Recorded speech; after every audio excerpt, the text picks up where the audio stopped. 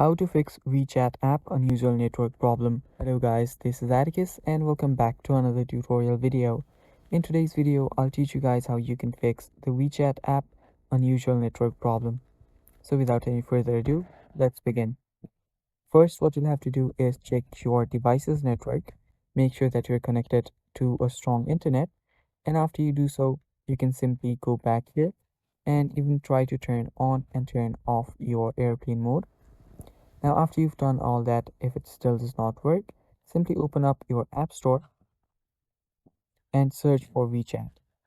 After you open your App Store, go to the search bar and search for WeChat and check if there is an update available. If there is an update available, make sure that you update it. And after you've updated it, your problem should get fixed.